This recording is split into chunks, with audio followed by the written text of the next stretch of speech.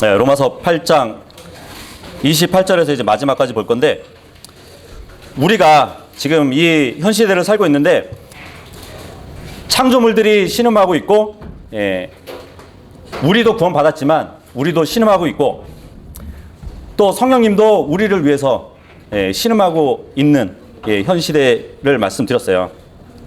하지만 우리가 앞으로 영광 받을 그 날까지는 주님께서 구원의 영원한 보장 가운데서 우리를 인도하실 것, 그것을 이제 우리가 살펴볼 겁니다.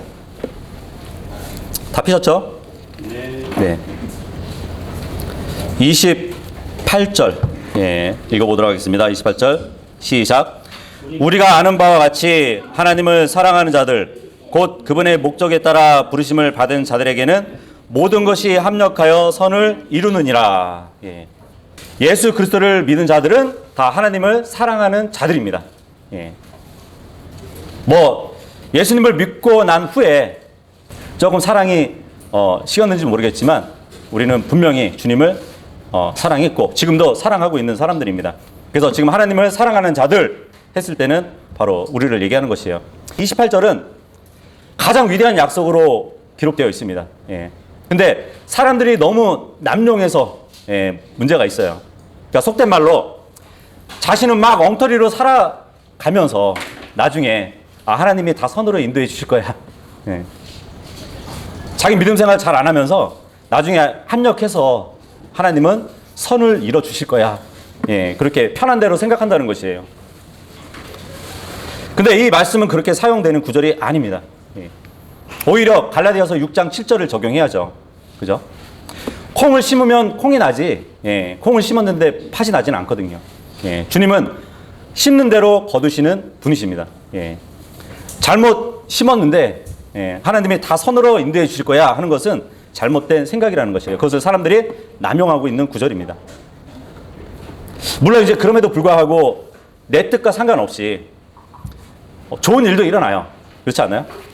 내가 생각하는 것보다 의외로 좋은 일들이 일어나기도 합니다. 특히 우리가 기도할 때 그렇죠.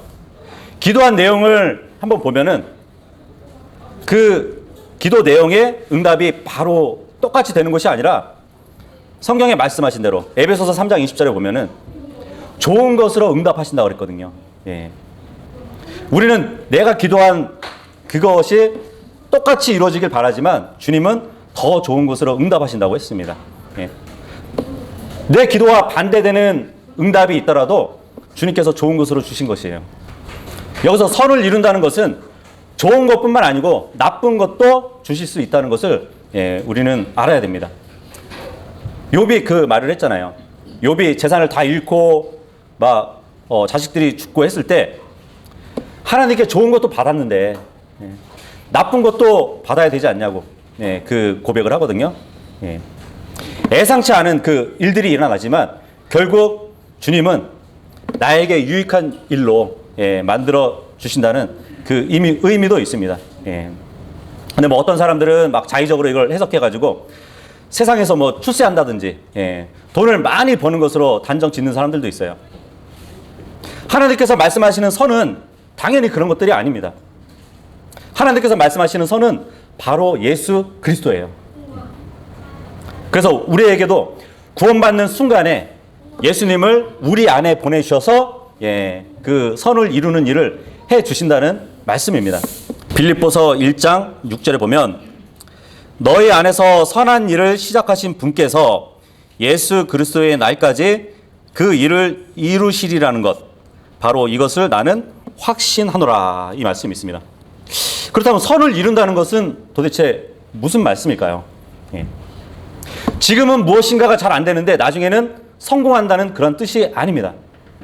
안타깝게도 많은 교회에서는 이 구절을 나중에는 결국 성공한다는 그런 식으로 잘못 해석을 하고 있어요.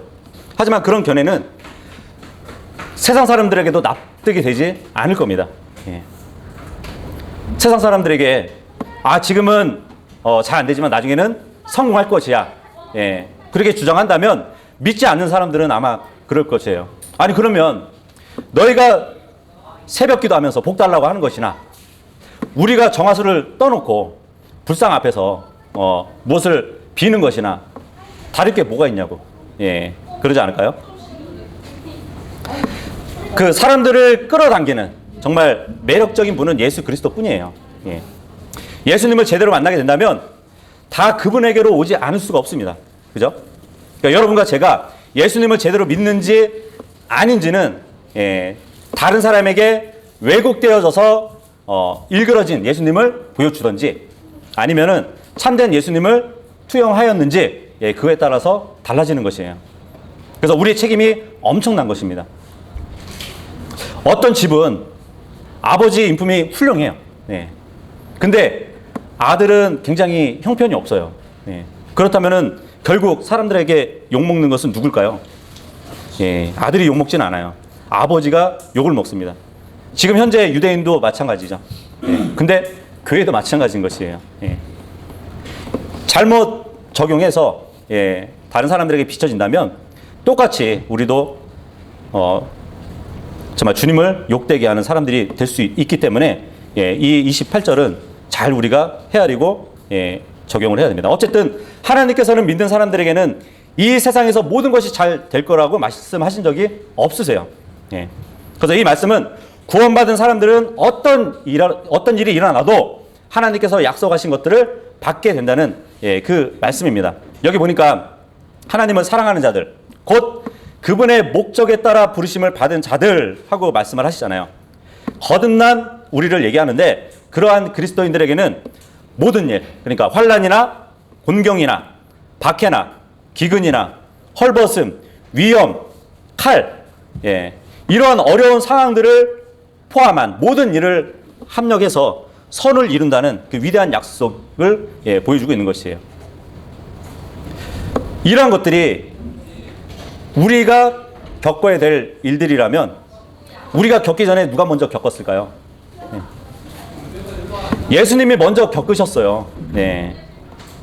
그렇다면은 내가 이와 같은 것을 겪는다면 누구와 같이 되는 것이죠? 예수님과 같이 되는 것이에요. 그래서 선을 이룬다는 것은 예수 그리스도처럼 되는 것이 최고의 선인 것입니다. 나에게 일어나는 행복한 일, 불행한 일은 다 결국 내가 예수님을 닮는데 쓰임을 받는 하나의 배경의 도구예요. 그것이 하나님의 뜻이라는 것이에요. 히브리서 4장 15절 보시면 우리에게 계신 대제사장은 우리의 연약함의 감정을 느낄 수 없는 분이 아니요 모든 점에서 우리와 똑같이 시험을 받으셨으나 죄는 없으신 분이시니라. 우리의 연약함을 아시는 분은 우리를 위로해 주실 수 있는 분이에요. 그죠? 그러면 남의 연약함을 헤아리고 사랑으로 위로해 줄 수 있는 사람은 주님과 같이 돼야 돼요. 그런데 주님과 같이 되려면 모든 일, 환난, 공경, 박해, 기근, 헐벗음, 위험, 칼 이것을 겪으면 먼저 겪으신 예수님과 같이 된다는 것이에요. 이것이 바로 선을 이룬다는 말씀입니다. 선을 이룬다는 것은 예수 그리스도처럼 되게 만드신다는 그 말씀으로 우리가 봐야 된다는 것이에요. 29절 돌아와서 읽겠습니다. 시작.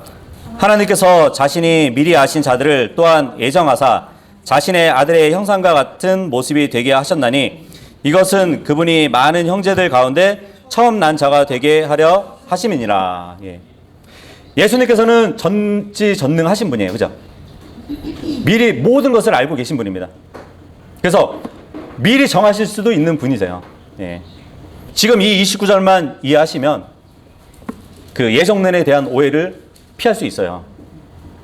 칼빈주의는 이 세상의 사람들이 하늘 왕국으로 갈 것이냐 지옥으로 갈 것이냐 미리 예정되어 있다고 가르칩니다. 근데 하나님이 사용하신 지금 이 예정이라는 단어는 성경에 5번 나와요. 근데 이 5번을 다 찾아보면은 예수님을 닮게 될 것이라는 맥락에서 사용되어졌습니다. 예수님을 닮게 만들기 위한 예정을 하셨다고 기록이 되어 있는 것이에요. 근데 이것을 구원하고 결부시켜가지고 누구는 구원받도록 예정됐고 누구는 구원받지 못하도록 하나님이 예정하셨다고 그렇게 잘못 가르치는 것이에요. 성경에는 지옥에 가고 하늘 왕국에 가는 일이 예정되어 있다는 말씀이 한 군데도 없습니다. 이 칼빈이라는 사람이 잘못된 교리를 만들어서 많은 사람들이 잘못 알고 있는 것이에요. 물론 이제 이 종교개혁자 칼빈도 분명 좋은 일을 했습니다. 제네바 성경을 번역을 했잖아요. 바른 원문에서 번역을 해가지고 많은 사람들에게 또 유익을 끼쳤죠. 하지만 성경에 어긋나는 일도 많이 했어요. 그래서 우리가 그것을 잘 구분할 줄 알아야 되는데, 이 칼빈은 예수님의 재림이 이루어지지 않는 이 현 시대에 이 땅에 하늘의 왕국이 세워진다고 주장했던 사람이에요. 그래서 칼빈이 살았던 제네바 도시를 기독교 도시를 만들어요. 그리고 자신이 시장 노릇을 합니다. 그래서 교회에 와서 설교를 할 때 설교 중에 누가 졸거나 아니면 어린아이가 울잖아요. 그러면 감옥에 보냈어요. 그러면 여기에는 감옥 갈 사람들이 많을 겁니다. 심지어는 이제 세르베투스라는 사람이 있어요. 그 사람과 견해가 어떤 신학적인 견해가 다르다는 이유로 화형에 처하는 그 일에 같이 동의하는 그 일도 저질렀습니다. 그런데 뭐니 해도 구원관에 있어서 애정론을 퍼뜨렸기 때문에 많은 사람들이 잘못된 그 교리를 갖고 있는 것이에요. 장로교라는 그 교회에서 복음을 제대로 가르쳐주지 않기 때문에 생기지 않아도 될 그 오해가 생긴 것입니다. 그래서 이단 교리가 생겨난 것이에요. 교활한 마귀에게 속은 것이죠. 그래서 디모데전서 4장 1절에 보면 마귀들의 교리를 조심하라고 성경은 말씀하고 있습니다. 그렇다면 무엇을 위해 예정되었다는 말일까요? 본문에 나온 그대로예요. 자신의 아들의 형상과 같은 모습이 되도록 예정을 하셨다는 것이에요. 어느 누군가를 구원받도록 예정한 것이 아니라 예수 그리스도를 믿고 영접해서 그리스도 안으로 들어온 성도들은 예수 그리스도의 몸과 같은 그 몸을 입을 수 있도록 예정하셨다고 성경은 말씀하고 있는 것입니다. 그래서 성경에서 말씀하시는 예정의 목적은 예수 그리스도처럼 되는 것이에요. 여러분과 저의 운명이 곧 예수 그리스도라는 말인 것이에요. 외모뿐만 아니고 성품 자체도 원수를 사랑하는 수준으로 변화되게 만드는 것입니다. 부활한 예수님이 맏아들이 되시고 또 우리는 동일한 성품과 생명을 지닌 아들들이 될 것이에요. 이 땅의 천년왕국이 이루어지면 예수님과 같은 성품을 지닌 사람들이 함께 살게 될 것입니다. 세상 사람들이 꿈꾸는 세상이 사실 그런 세상이잖아요. 그죠? 오직 선만 있는 세상. 하지만 사람들은 자신의 노력으로 이 세상을 그렇게 만들려고 노력을 하지만 소용없는 짓이죠. 인간의 노력으로는 결코 그런 세상을 만들 수 없잖아요. 아무리 유전자를 조작한다 해도 좋은 사람들을 만들 수 없습니다. 하나님께서 우리를 구원하셨을 때 우리의 그 끝이 그리스도처럼 되는 그러한 예정된 길로 집어넣으셨어요. 그래서 우리가 구원받았다면 우리는 예정된 사람들입니다. 구원받도록 예정된 것이 아니라 예수 그리스도처럼 되도록 예정된 사람들인 것이에요. 30절 읽겠습니다. 시작. 그뿐만 아니라 하나님께서는 자신이 예정하신 그들을 또한 부르시고 자신이 부르신 그들을 또한 의롭다 하시고 자신이 의롭다 하신 그들을 또한 영화롭게 하셨느니라. 예수님이 우리를 부르셨고 우리는 그 부름에 응답한 사람들입니다. 그러니까 죄로부터 구원해 주시고 하나님의 의를 주셔서 죄 없는 자녀로 만들어 주시고 또한 영화롭게 하셨다고 지금 성경은 말씀하고 있는 것이에요. 그 사람들은 그러겠죠. 아직 우리는 영화로운 몸을 받지 못했는데요. 그렇게 얘기할 수도 있어요. 하지만 요 30절의 말씀은 하나님은 구원받게 될 자들을 미리 아셨잖아요. 그죠? 그렇다면은 영화롭게 될 모습을 보지 못하실까요? 주님은 아신단 말이에요. 구원받게 될 자들을 미리 아셨던 것처럼 앞으로 영화롭게 될 우리를 미리 내다보신 것이에요. 그래서 하나님은 앞으로 자신이 할 일을 과거형으로 지금 기록해 놓으셨습니다. 우리가 아직 영화롭게 되지 않았지만 하나님의 관점에서는 이미 영화롭게 된 것이에요.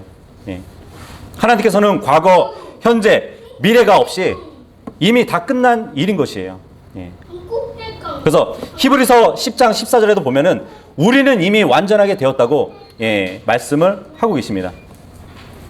하나님께서 여러분과 저를 바라보실 때는 예수님과 똑같이 보고 계시는 것이에요. 그래서 우리가 예수님으로 옷 입고 있기 때문에 하나님께서 우리를 예수 그리스도처럼 그 아드님 대하시듯 대해주시는 겁니다. 영광스럽게 되는 일은 하나님께는 다 끝난 일이에요. 근데 우리에게는 미래적인 일이죠. 그죠? 마치 다 이겨놓은 싸움을 하는 사람들과 같은 거죠. 그래서 이 믿음으로 가면은 모든 신앙생활이 쉬워집니다.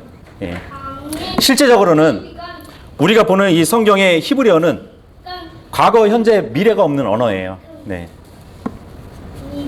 근데 앞으로 수백만 년이 지난다 해도 우리는 이 성경을 읽을 때 이 말씀을 그대로 읽을 수 있는 사람들이에요.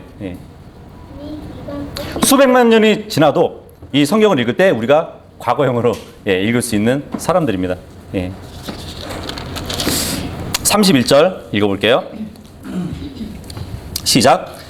그러면 이 일들에 대해 우리가 무슨 말을 하겠느냐? 만일 하나님께서 우리를 위하시면 누가 우리를 대적할 수 있느냐? 그러니까 죄와 육신, 세상, 이것을 항상 우리의 발목을 잡고 있죠. 아무리 마귀가 대적해도 구원을 취소시킬 수 없음을 지금 보여주고 있습니다. 우리가 로마서 1장에서부터 지금까지 공부한 것을 보면 하나님께서는 누구보다도 우리를 위해 주시고 사랑해 주시는 분이고 강하신 분이심을 새삼 느끼게 돼요. 그래서 그분 앞에서 능히 대적할 자가 없는 것처럼 우리에게도 대적할 자가 없다는 것을 보여주고 있습니다. 물론 이제 에베소서에 보면은 우리가 전신 갑옷을 입고 주의를 기울이면서 말씀의 검으로 마귀를 물리치라는 말씀도 있죠. 하지만 궁극적으로는 마귀가 지게 되어 있다는 건 사실이에요. 그래서 다시 한번 로마서 8장의 기록의 목적이 드러나는데 하나님께서는 로마서 8장을 통해서 우리를 위협하는 것이 아니라 위로하기 위해서 기록된 말씀이라는 것을 우리가 볼 수 있습니다. 32절 읽어볼게요. 시작. 자신의 아들을 아끼지 아니하시고 우리 모두를 위해 그분을 내주신 분께서 어찌 그 아들과 함께 또한 모든 것을 우리에게 값없이 주지 아니하시겠느냐. 우리가 로마서 5장도 살펴봤지만 우리는 거저 구원을 받았어요. 하나님은 아들을 아끼지 아니하시고 내어 주셨습니다. 아들과 함께 구원을 포함한 모든 것도 값없이 주셨다고 말씀을 하셨습니다. 그래서 로마서 8장에서는 우리가 구원받았을 때 모든 것을 다 받았다고 말씀을 하고 있는 것이에요. 하나님의 아들, 온 세상의 상속자로 삼아지신 그 분을 우리에게 주셨단 말이에요. 하나님이 창조하신 모든 것을 아들에게 다 주셨는데 그 아들을 우리에게 주셨다는 겁니다. 그런 하나님께서 우리에게 무엇을 아까워하시겠어요? 그죠? 너무나 명백한 논리가 지금 전개되고 있는 것입니다. 33절 읽어볼게요. 시작. 누가 하나님께서 선택하신 자들을 무슨 일로 고소하겠느냐? 의롭다 하시는 분은 하나님이신데, 그러니까 하나님, 온 하늘과 땅의 재판장이시기도 하시죠. 그죠? 자신의 아들의 죽음을 근거로 해서 우리에게 의롭다 선포하셨습니다. 이에 대해서 이의를 제기할 사람은 아무도 없어요. 하나님께서 예수님을 통해서 우리의 죄를 완전히 처리하셨습니다. 그리고 하나님의 의를 주셨기 때문에 아무도 우리에게 죄에 대한 혐의를 씌울 수 없다는 말씀을 하고 있어요. 그러면 선택하신 자들은 누굴까요? 여기 보니까 God's elect라고 되어 있잖아요.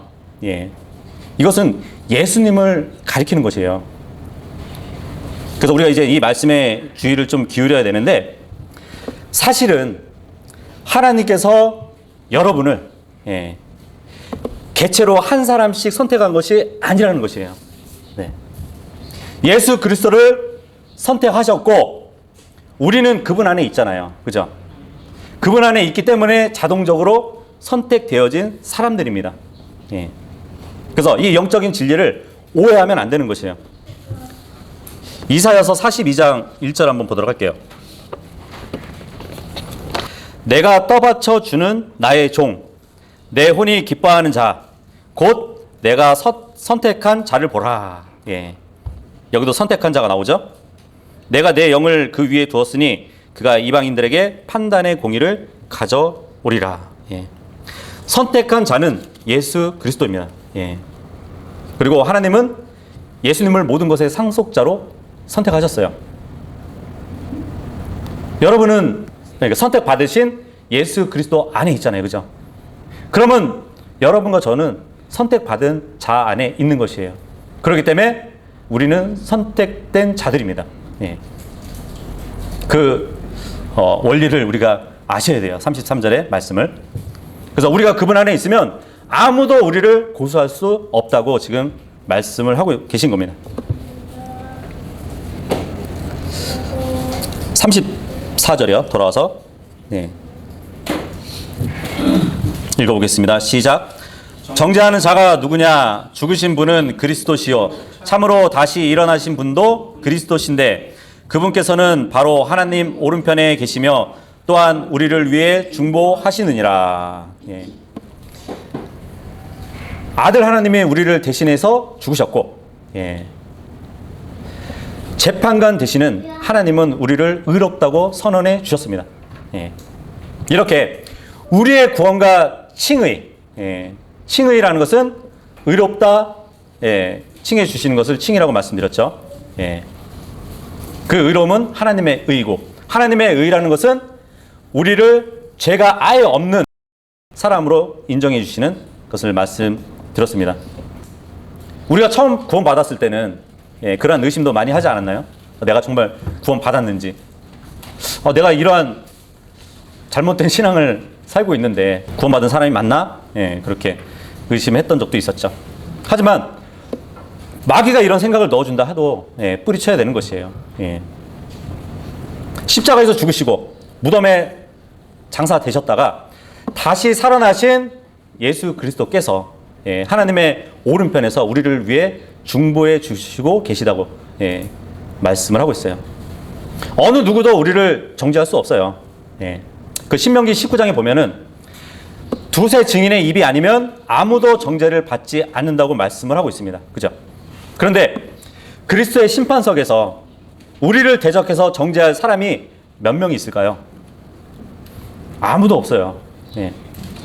우리는 그리스도의 심판석에서 주님 앞에 서서 회개 보고를 할 것입니다. 근데 요한일서 2장 1절에 의하면 증인으로 참석할 유일한 분이 계셔요. 바로 우리의 변호자이신 예수 그리스도이십니다. 아무도 우리를 정죄할 수 없고 정죄하지도 않을 것이에요. 우리가 예수 그리스도를 믿는 순간 하나님께서는 이미 우리를 의롭다고 하셨습니다. 하나님의 선언은 번복되지 않을 것이에요. 그래서 우리는 정죄를 받지 않는 것입니다. 구원받았다면 아무것도 두려워할 필요도 없는 것이에요. 35절 읽어보도록 할게요. 35절 시작. 누가 우리를 그리스도 사랑에서 떼어놓겠느냐? 환난이나 공경이나 핍박이나 기근이나 벌거벗음이나 위험이나 칼이랴. 이 성경 보면 35절에 누가 우리를 그리스도에게서 떼어놓으려라고 하지 않아요. 그죠? 누가 우리를 그리스도의 사랑에서 떼어놓으려. 이 말씀을 하고 있어요. 이 둘은 엄청난 차이가 있는 것이에요. 근데 이 둘 차이를 아시겠어요? 어떤 사람들은 우리가 주님을 제대로 섬기지 않으면 구원을 잃어버리진 않지만 우리가 그러니까 하나님의 사랑을 받지 못한다고 그렇게 주장도 합니다. 하지만 그 무엇도 그 누구도 우리를 그리스도의 사랑에서 떼어놓을 수 없어요. 그 모든 것의 근간이 하나님의 본질적인 성품, 바로 사랑이기 때문입니다. 하나님이 사랑이신데 누가 감히 그분의 그죠? 사랑을 끊을 수 있겠어요. 죽기까지 우리를 사랑하신 그 사랑에서 누가 떼어놓을 수 있냐 이 말씀입니다. 바울은 지금 환난, 공경, 핍박, 기근, 벌거벗음, 위험, 고난을 다 겪었던 사람이에요. 그죠? 그런데도 하나님의 사랑에서 떨어지지 않았던 사람입니다. 우리가 아직 죄인이었을 때 그분께서는 우리를 위해서 자신의 목숨을 내어주실 만큼 사랑하셨습니다. 그죠? 그런데 이제 주님의 자녀가 된 지금은 얼마나 더 사랑해 주실까요? 36절에서 39절까지 읽어보겠습니다. 시작. 이것은 기록된 바 주로 인해 우리가 종일토록 죽임을 당하며 도살당할 양같이 여겨졌나이다 함과 같으니라. 아니라 이 모든 것 가운데서 우리는 우리를 사랑하신 그분을 통해 정복자들보다 더 나은 자들이니라. 내가 확신하노니 사망이나 생명이나 천사들이나 권력들이나 권능들이나 현재 있는 것들이나 장래에 있을 것들이나 높음이나 깊음이나 다른 어떤 창조물이라도 우리를 그리스도 예수 우리 주 안에 있는 하나님의 사랑에서 떼어놓을 수 없으리라. 예. 여기에 포함되지 않는 것은 없어요. 그죠?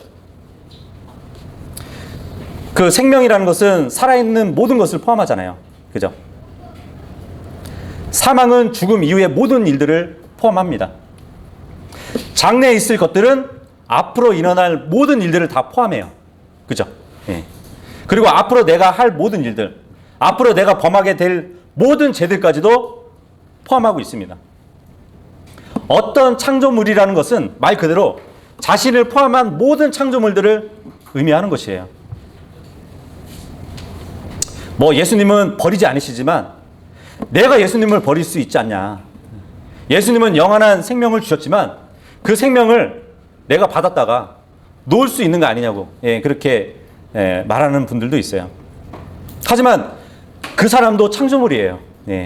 그죠? 그 창조물 된 그 사람이 하나님의 사랑을 끊을 수 없다고 말씀을 하고 있잖아요. 우리가 창조물이라면 우리 스스로 하나님의 사랑에서 떨어져 나갈 수가 없습니다.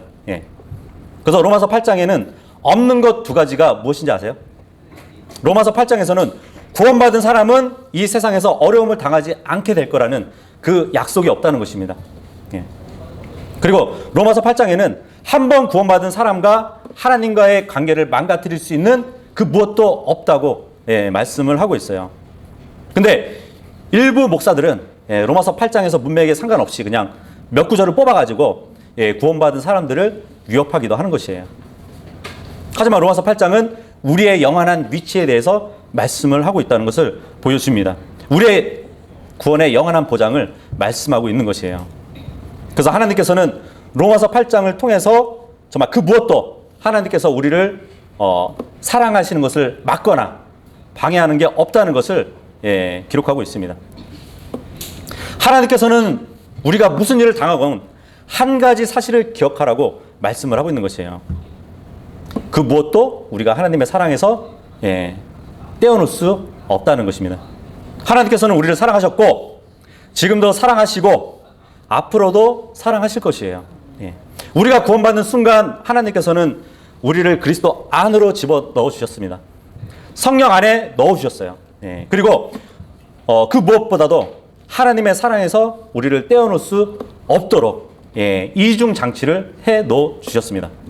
35절에 보면 그죠?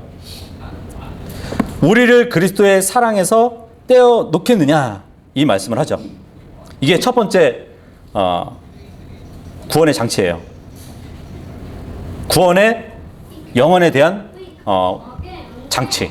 그리고 39절에 보면은 하나님의 사랑에서 떼어놓을 수 없으리라 하잖아요. 그리스도의 사랑, 하나님의 사랑. 그 두 사랑의 안정장치가 있는 것이에요. 그래서 우리를 그 사랑에서 떼어놓을 수 있는 것은 아무것도 없다는 것입니다. 우리가 죄에서 영원히 구원해 주신 그 주님을 찬양해야 할 목적이 바로 여기 있는 것이에요. 그러니까 구원의 영원한 보장을 약속하신 그 주님을 온전히 영광 돌릴 수 있는 모두가 될 수 있기를 바라겠습니다.